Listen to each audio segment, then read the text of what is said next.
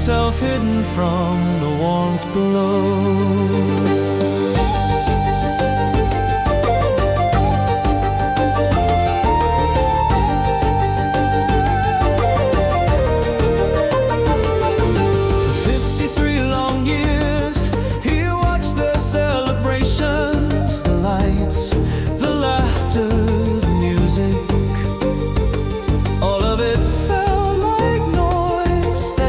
Against his walls, the joy of the town only deepened his distance, and he believed he wanted nothing to do with any of it all. He disliked their feasts, their gatherings, their singing.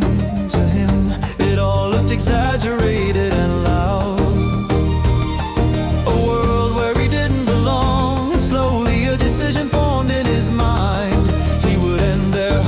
Silence a season once and for all. But the story wasn't what he thought it was. What he tried to stop was something deeper, something he didn't understand until it reached him first. In the sound of their voices, he found a truth he had never seen, that joy survives even when everything is taken away.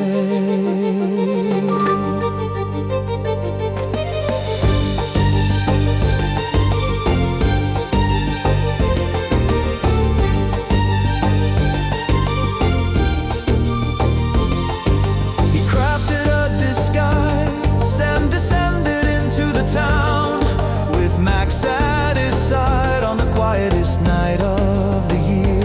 He took their gifts, their decorations, their symbols of celebration, believing that morning would break their spirits and leave the town silent at last. He brought everything to the mountain's edge, waiting for sorrow to echo from the valley below.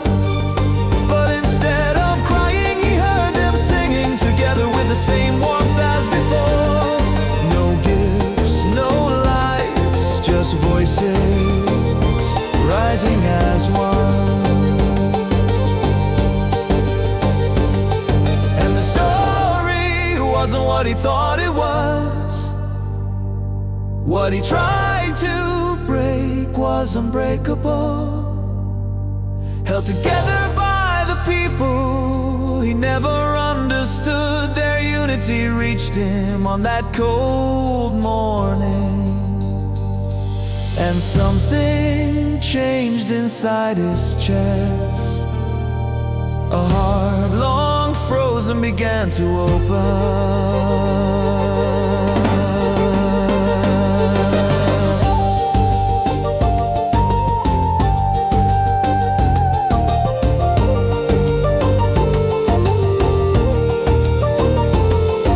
He saw that the celebration wasn't in the ribbons or the feast, but in the simple act of being together. For the first time, he wanted to feel that too. He wanted to stand among them, instead of watching from afar.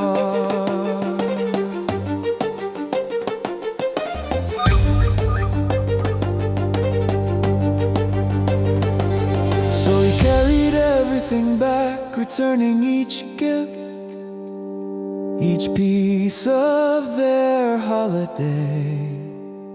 And instead of anger, the town welcomed him, inviting him into a world he had never allowed himself to touch. In their acceptance, he finally understood the meaning of the season.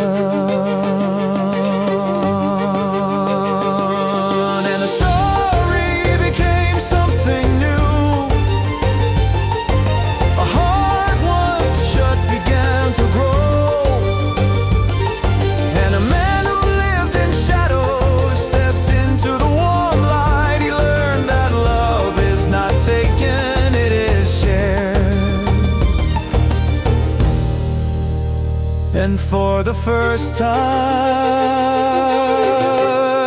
he chose to share it too.